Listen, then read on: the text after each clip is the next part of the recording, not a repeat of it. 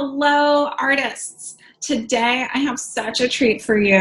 I have Dina Brodsky here. Dina Brodsky is an artist, she's a curator, she's a teacher, and she has over 300,000 Instagram followers.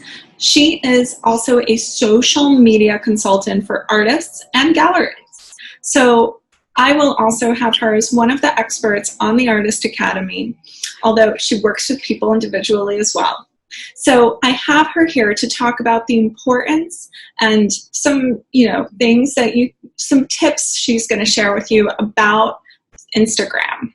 Now, see, the structure of the art world is shifting so rapidly because of Instagram, right? So we have all of a sudden a direct line of communication between the artist and the collector, the curators. Everybody and anyone can contact you through Instagram. And so they also see you and your work on Instagram. And Dina will give us an overview of what this is all about, how to Instagram like a pro in, just a few short minutes. Anyway, Dina, take it away. Hi, Marina. Thank you for having me at the Artist Academy.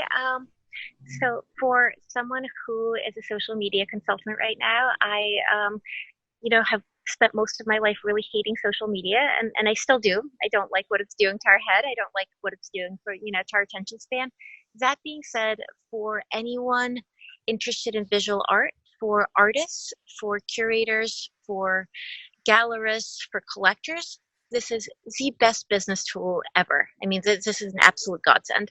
So think about it like this. It's a combination of your artist's website that you can update in 10 seconds a day without actually needing to go through WordPress or whatever else you're using, and which is interactive, engaging, much more engaging than a website, right? It's a combination of that and an artist mailing list, which can go out once a day without being really, really annoying, like an actual mailing list would be if it went out once a day.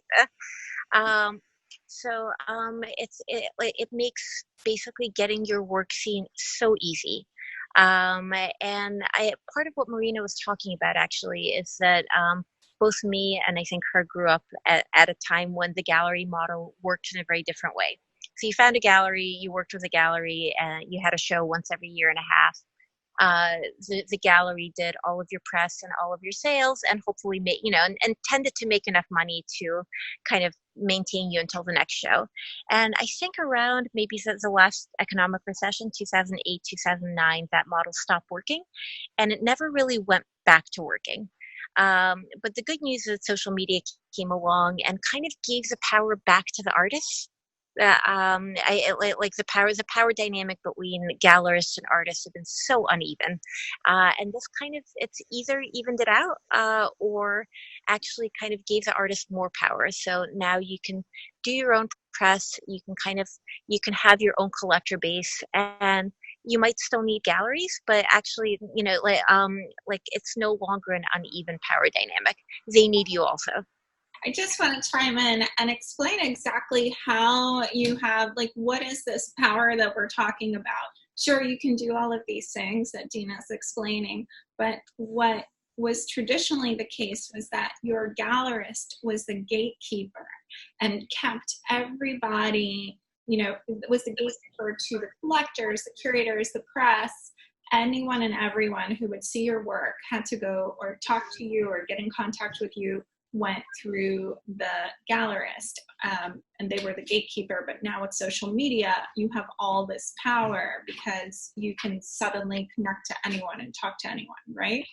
And you no longer have the same gate. Yeah, I guess now in a way the Instagram algorithm is the gatekeeper, but kind of the good news about that is that it's hackable. So that's kind of part of what I talk about. And I would much rather deal with an algorithm, with an artificial intelligence, than with someone who has been sitting in Chelsea for the last 25 years and and has a very, very kind of narrow idea of what they do or don't want.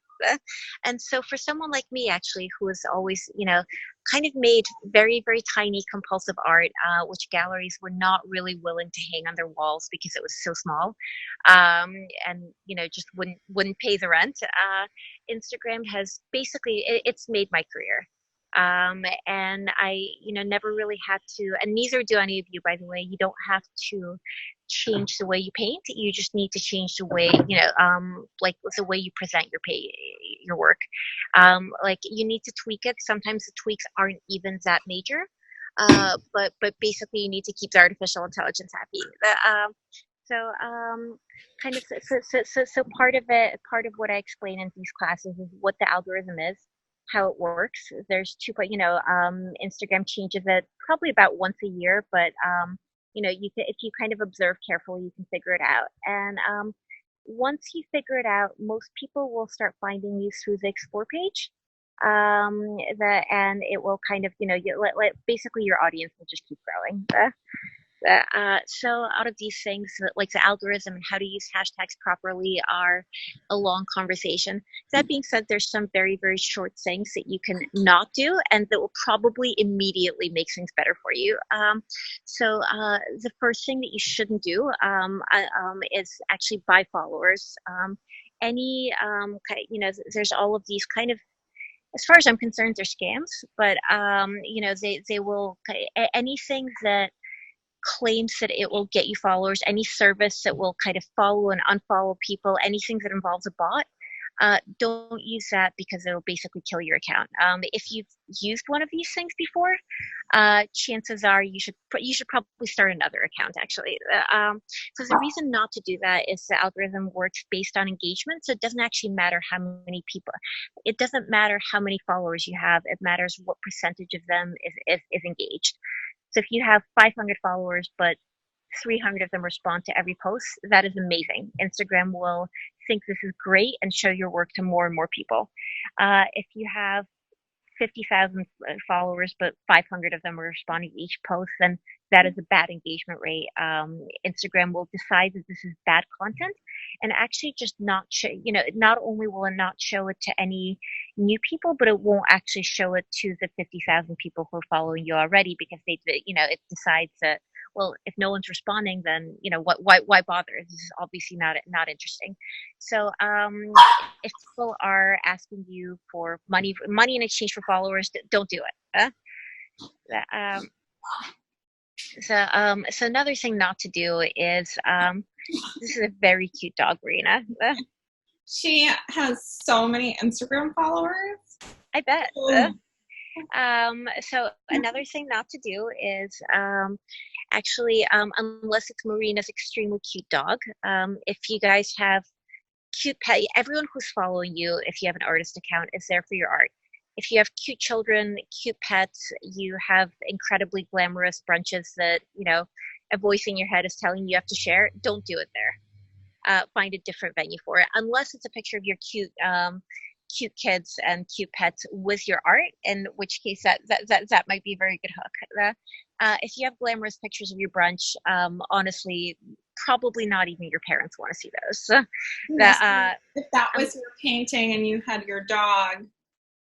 Yes, paintings and dogs, that's fantastic. Okay, all right. But basically, don't put in, nothing that wouldn't, so it's an informal mailing list and kind of an informal website, but nothing that you wouldn't send to your mailing list should go up on your Instagram. About once every 6 months, maybe put a good studio portrait of yourself.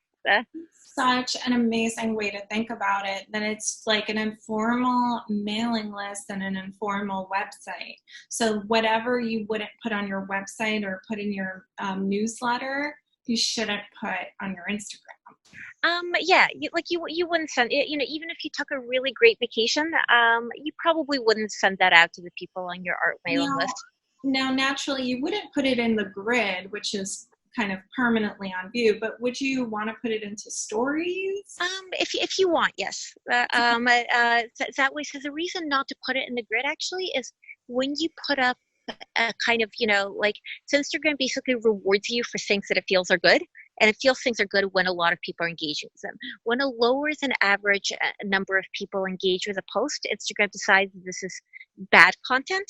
And it basically, not only does it push it far down enough in the feed that no one sees it, but I think it actually lowers engagement for your next post.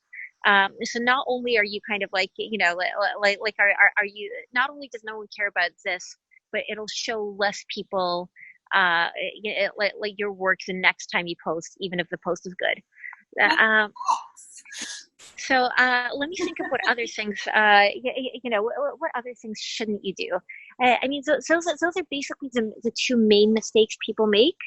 Kind of mixing their business and their personal, their art and their personal life, Mhm. and kind of paying for followers. If you do have money for kind of if you have a social media budget and you want to promote a show or a workshop, there's a place in Instagram to do that, and that's called influencer marketing, and that is actually very, very effective and a very good use of whatever money you have, and tends to not for artists. Influencer marketing is also not very expensive. Don't use the kind of Instagram native promotion thing because it's actually not very effective.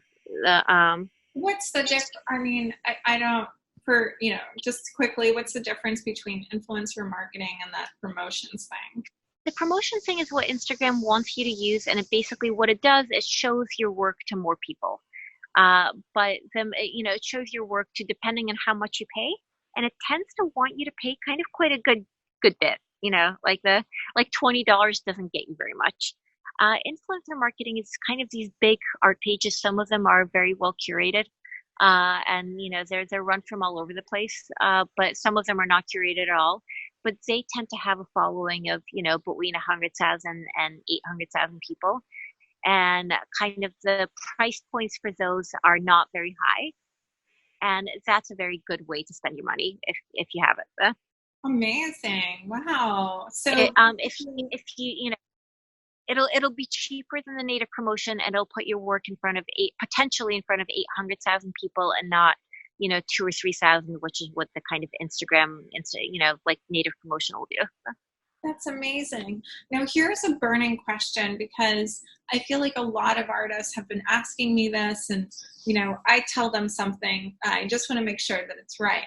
So, I always tell everyone to never post work that is in progress on your Instagram grid unless it's a video of it. You working on it. I agree. I actually, so it should never be, I would modify that a little bit. It shouldn't be, so if you want to put work in progress, I think people are very interested in it. The algorithm doesn't like it. But I think the people who follow you actually would like to see it. So if you do want to use to post work in progress, the right way to do it would be to post the kind of finished work, preferably in context, maybe on an easel in your studio, and then tell people what they're going. Put up a multi-image post, or a video kind of as one of the multiple images, and tell people what they get if they swipe through. Like see this painting go from the underpainting to the finished work. See this painting go from like unglazed to glaze. That kind of thing. Because Yeah. it's not that people aren't interested in your work in progress. It's Instagram isn't going to show it to them unless the cover image is very, very catchy, and that has to do with the way the algorithm works, which is kind of one of the things that I explain to people in these kind of consulting sessions that I've been doing. Awesome. So let's say somebody wants to book a consulting session with you. How can they do it? They can, sending me an Instagram DM.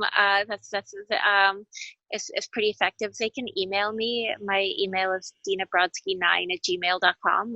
They can maybe contact Marina through the Artist Academy. But yeah, I would be, Marina. I'm so honored that you asked me to be kind of part of your panel of experts.